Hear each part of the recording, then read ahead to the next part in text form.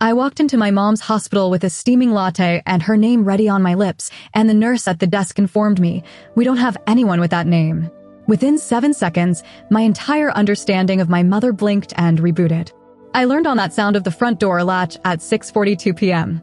Not 6:40, not 6:45. The sound of the lock when my mom opened it once to check it caught, the swish of her scrub pants, the peck she kissed on my hairline even when I ducked and grumbled, "Mom." It was a rhythm so consistent it made me feel safe.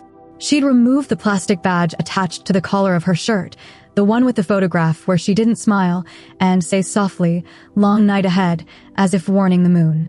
There was a 2-woman apartment. Second story walk up, rattling window AC, kitchen still retaining yellowed wallpaper behind the stove bearing small strawberries. My piano took up more space than sense in our square footage.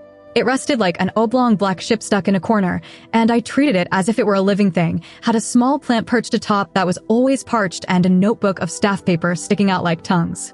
The only thing that ever made me feel like my body was where it was supposed to be was music. When I was 10, I taught myself to play Lean On Me on my own using a YouTube tutorial. When I was 12, Ms. Cowrie at the rec center told my mom, "She's got a good ear. If she had real lessons, maybe she could do something with this." And I looked at my mom with that heavy, stupid hope that children have without hurting themselves, and I said, "Please. Please, Mom, please." She said yes. That yes was the turning point into Saturday afternoons of Ms. Cowrie tapping a pencil against the metronome and scrunched up her nose at my phrasing. It was sheet music that smelled of fresh paper and sweat, and a dirty tuner that I kept to the side like a little robot that heard my mistakes. It was me telling my mom, at our fake dinner table with its fake wood grain, "There's this ensemble Ms. K says I have to play in. It's a lot. Like, it's $80 extra per week. But she explains to me that I will require this if I am going to audition next year." My mother's lip curled into that half smile that is not distinguishable from a flinch. "We'll make it work," she said. "We'll figure it out." She always used to say that. The words were gentle, like a frayed hoodie. "We'll make it work." I did not then know that getting something going is a series of small slashes you keep hidden under your sleeves. Our rituals, the ones I still go over my head when I lie awake, were small, almost dumb. Sundays, her morning, we'd have pancakes with way too much vanilla, and she'd somehow burn one and then say, "This is the sacrificial pancake. It makes the rest good."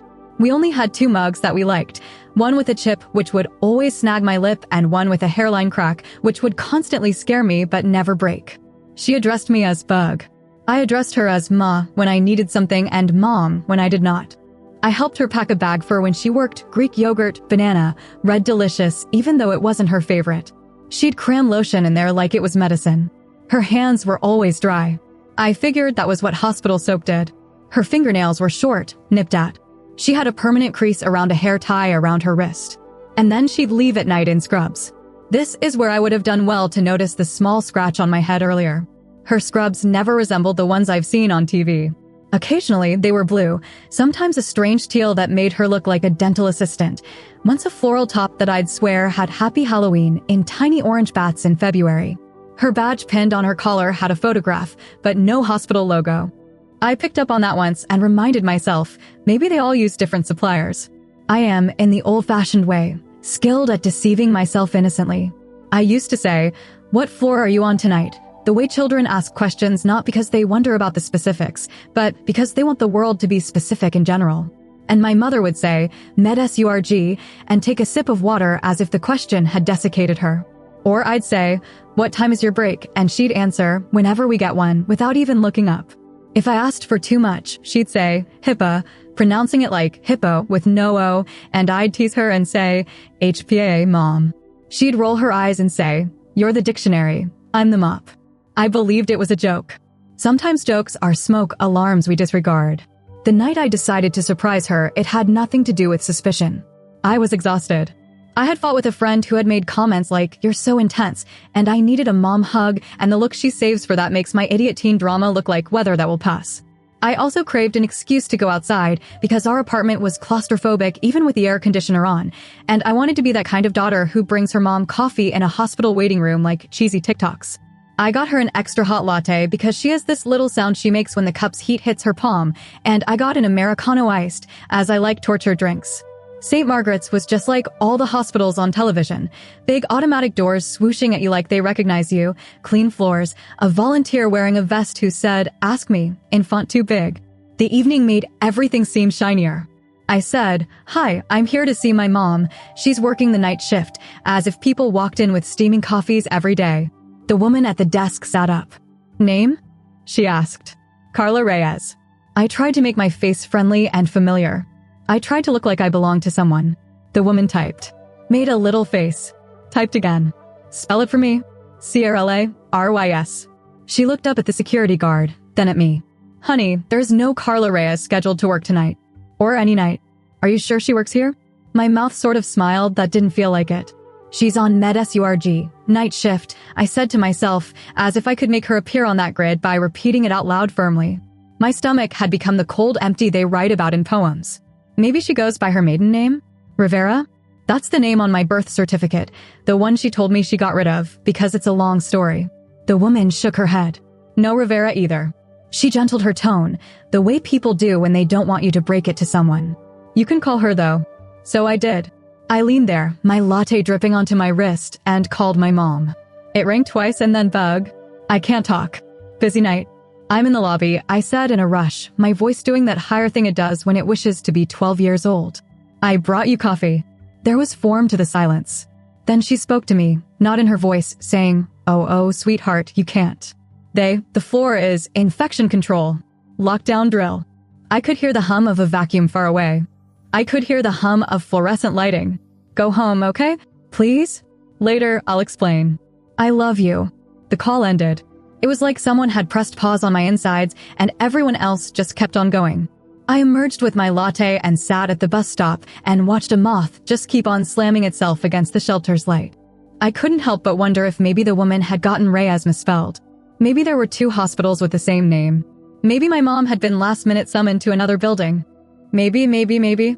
When I got back to my place, I went into the fridge and stared at the same 3 things we always had: sriracha, ketchup packets, milk. My hands were shaking. I put the latte in the fridge like it could wait to be useful later. I didn't sleep. I stared at the thin line of light underneath our door creep along the floor as the night passed. I tried to play something on the piano and my fingers felt like gloves. The latch on the front door clicked at 9:11 a.m. My mom came in and did her hushed thing, and she was more boisterous because of it. She put her keys into the bowl, took off her shoes, stood in the kitchen, and rubbed her temples. I reclined on the couch, pretending to sleep. She opened the refrigerator, removed the latte, scowled at it like she wasn't ready to solve its mathematics problem, and placed it back into the fridge. The whole morning was a symphony of procrastination. I didn't fight her. Not that night. Perhaps I'm a coward. Perhaps I wanted a more appropriate place than our overly bright kitchen for the moment that the image of my mom shifted. Perhaps I wished that I was incorrect. The following evening, I tailed her. Sure, I know. It reads like a bad teen drama. But I put on my hoodie and my most stealthiest sneakers and left 10 minutes behind her. I gave her half a block and acted like I was fiddling with my phone like that would make me be invisible. She walked past the corner of the bus stop for the St. Margaret's bus. She continued walking. We both ducked our heads when the wind hit us from the river. She rode the 15 to downtown. Downtown after office hours is like an empty theme park. It's all lit up, but nobody's around to gesture at. The buildings shine like costly teeth. My mom marched right into one of the buildings with a lobby featuring a waterfall that was so much like a 2003 screensaver. She flashed a badge. Not a hospital badge. It said Brightstar on it in that crisp sans serif corporations like to employ when they wish to seem as if they have no secrets. I waited for someone else to come along and grab the door on her way out. Yes, I'm that kind of person. I slid across marble that whispered at my shoes. An aroma not of antiseptic but of lemon and something similar to fake mountain air. A security guard raised an eyebrow at me. I panicked and exclaimed, waiting for my mom, and showed him all the teeth I possess. He flinched like he wasn't being sufficiently compensated to deal with teenage make stuff up as you go along and asked, "She with Brightstar?" I nodded like I knew what was going on. He pointed down a back corridor. Facilities. The facilities door had been left open by a broken marble coaster. Inside was a whole world I'd never thought about. Metal shelves stacked with toilet paper towers. Yellow caution, wet floor signs like folded up warnings. A whiteboard with a schedule done in green marker, floors 12 to 15, Teresa plus Carla. 16 to 20, Jorge. Boxes of nitrile gloves, small, medium, large. A radio playing a station that couldn't decide if it wanted to be pop or oldies. My mom had her back to me. a navy polo shirt with the Bright Star logo stitched across the chest over her scrub top. She was curling up a black trash bag into one of those cylindrical rolling cans like a magician executing a trick she's done too many times. Her bun was a tight knot that stung my own scalp just to see it. Her hands were already gloved in blue. She turned when she felt me in the doorway. If I live to be 100, I'll never forget the look that crossed her face. It flashed in a hurry, surprise, then the run-through of calculations in her eyes, then a kind of resigned sweetness that I felt as a sigh in my own ribcage. She didn't even use the "what are you doing here?" mom voice. She just said my name, the one she alone uses, in a whisper as soft as Bruce. "Danny." I visited the hospital, I said to her, and didn't like the timbre of my own voice, fragile, borrowed. "They informed me you don't work there." "And I don't," she said. "Not there. Not evenings." She peered down the hallway. "Let's go." She pulled me into a copy room. Bitter as an apology. Stacks of paper bricks. A window facing another building attempting prettier than it's going to look. She shut the door and leaned on the large copier like she believed it was a friend. "Okay," she said, palms raised as if she was letting the day sift through her. I was going to say it. I kept not saying it because every time you were practicing. "And you looked so alive, baby." And I thought, not now. Not this exact moment. And then it was never the right moment. I was in tears before I even realized that I was going to. I do not enjoy crying. I cry like I am trying to apologize to my own face. "Why did you lie?" I asked. "You said you were at the hospital." "I am at the clinic," she said, with this odd little hitch. "Some days. Dr. Min's on 42nd. The hours got cut back in the winter. I worked nights at Bright Star too, to pay." I explained to hospital because she swallowed. "Because I wanted you to be proud. Because I didn't want you picturing me cleaning other people's coffee spills off mahogany. Because I didn't want you to think of me the way children thought of your grandmother when she was a housekeeper. Because I thought that the title nurse would scare you away from being worried about me, and the title janitor would worry you about me more." My chest was constricted enough that it creaked. I jammed my fingers there as if I could pry it open manually. "I begged you for those lessons." That shame prickled at the back of my neck. "I asked you to give me more. And you said yes." And I thought, what? I thought the universe was just not being an asshole for 1 minute. I did not think. "I did not ask you if you were okay." Her eyes welled up, but she did not cry. "You should have asked for more." She explained a math problem to me. "You were supposed to be greedy for your life. My job is yes. My job is finding the rest so you can be a person with a dream that isn't paying rent." "Mom." It came out like a noise. You're scrubbing toilets for my C major scales." She laughed, short, like if it got longer it would become another kind of sound. "Don't make it sound so small," she said. "You're not just playing scales. You're inventing a way out." "And listen," she shrugged. "I don't hate it here. It's quiet. The building doesn't talk back. My playlists sound good here in these halls. I count trash cans like I count. I play your tapes sometimes at mopping time. I act like I'm in a concert hall backstage and someone bends over and says, 'That's her kid,' and I just nod like, 'Yeah, that's my baby.'" She said it with a grin, and the grin was worse than any lie. I wanted to say that I'd quit music.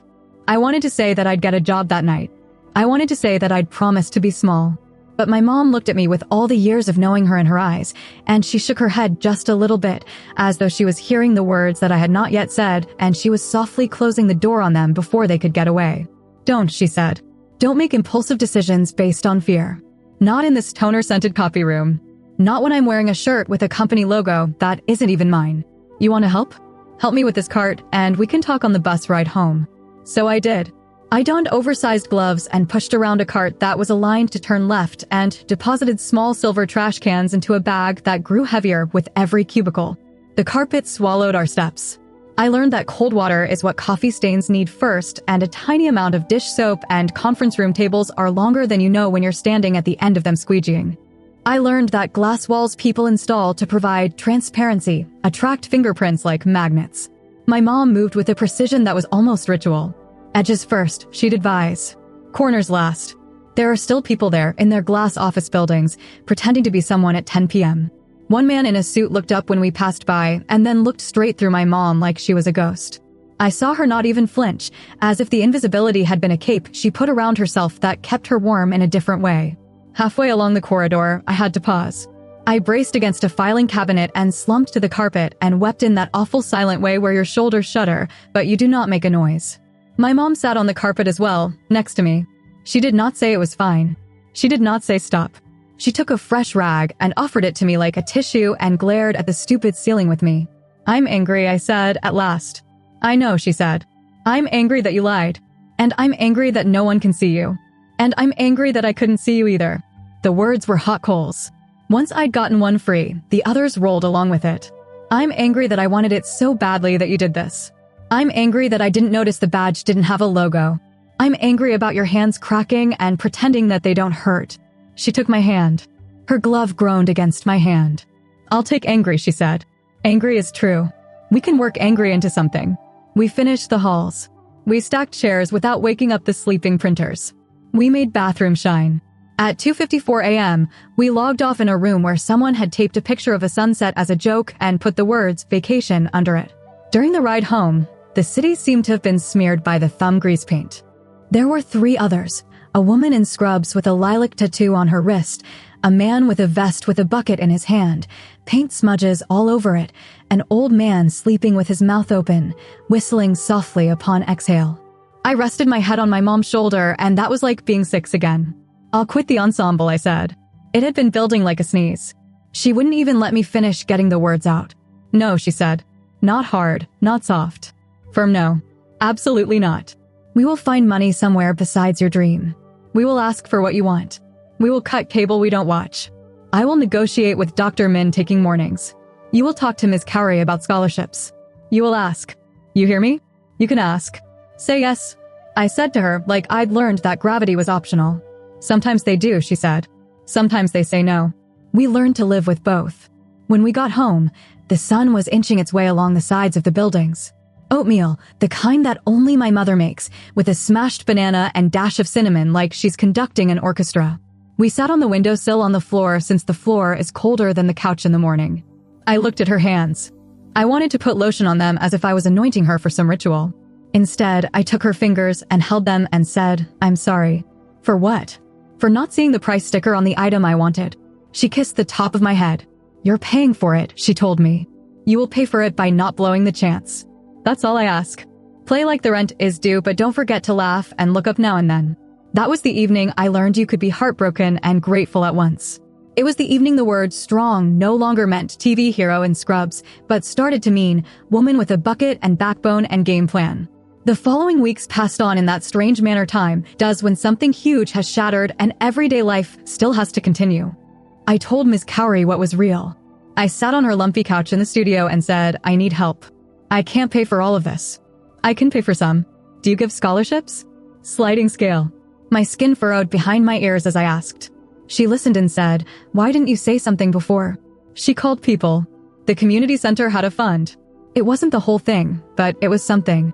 I completed 3 miniature scholarships that required me to retell how music helped me overcome adversity, and I described dust in conference rooms and how Edges first puts a table on display. I worked in a donut shop that opens at 5 a.m. The end of my shift spare donuts made me oddly popular at school. I brought home a bag every Friday, and my mom rolled her eyes and said, "Stop making me love maple bars," and munched on too. We canceled paying for the unused excess data. I sold a pair of sneakers I had bought when I thought being somebody meant having the shoes you wore. I kept insisting on my mom not lying anymore. That was non-negotiable. We came up with a rule, like the no cry before 10 rule when I was young. We don't fake it for one another. If she needed help, she had to say so. If I needed something that wasn't cheap, I had to tell her how much it cost. We promised to give the whole number, not just the part you can say without swallowing something ridiculous. And I practiced. If anything, I practiced harder. I uploaded my attempts and sent them to my mom with ridiculous titles like "Left Hand Minding Its Own Business Today" and "Ms. K made me play scales with a coin on my hand, and I did it wrong immediately." She'd send me a picture at 1 a.m. of a hallway and a picture of her looking back at me in the glass and say, "Floor 14 waving high." She'd send me a picture of herself wearing a face mask pulled back and say, "Edges first," and I'd send a picture of my hands on the keys and say, "Corners last." There was a July recital. No glamour. Folding chairs. A piano that had been professionally tuned that morning and already needed to be tuned again. The air was thick with wood polish and nerves. I dressed up in a borrowed dress from my friend Kiana that made me feel like I'd stolen someone's future and was simply trying it on to check the fit. My mom came straight from work. She was sitting in the front row in her Bright Star polo under a cardigan, as the recital room was air-conditioned to a criminal temperature. Her hair was still damp from the shower she'd taken at the gym down the block. Her hands were getting tired. She clapped for each child as if they were her own. When my turn came, I saw her face immediately, the smug near smile she wears like a badge you can't fasten onto anything. I played. Not perfect. I think Ms. K winced at one spot where I risked it and the note didn't land where I told it to. But I acted like my mom was moving in a hallway a million miles away, and we were both moving gradually toward each other. Then she hugged me so tightly that my shoulder snapped and said, "That was you. That was your whole face in there." I had no idea what that meant, but I knew something good. My mom does not have to be a night shift nurse anymore. There's nothing wrong with nursing. It's just not the point. I need her to be what she is, the woman who won't let my life fit in our mailbox, the woman who will scrape a boardroom table and then sit silently in a folding chair and watch me do what I love and not ask me to shrink because loving me tired her. If you're still here, listening to me breathe through it all, then here's what I have to tell you in the plainest terms I can. I used to think that strength was a clean name and a pointed badge and flick of a chart off the end of a bed.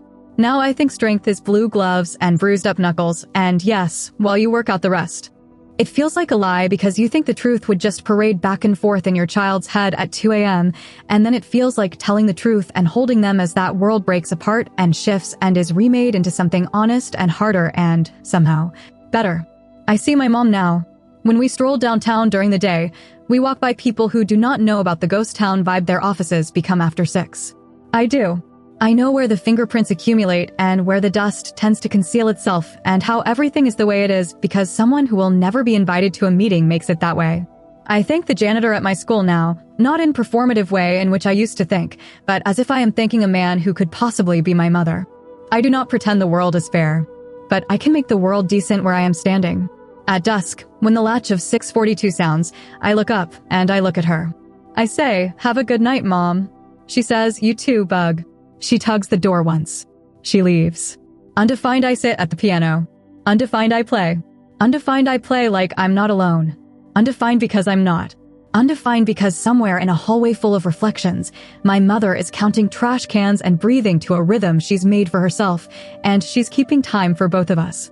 If you've ever gone through something like this, I'd love to hear what you have to say in the comments. And if this video touched you even a little bit, don't forget to like, subscribe, and turn on that bell.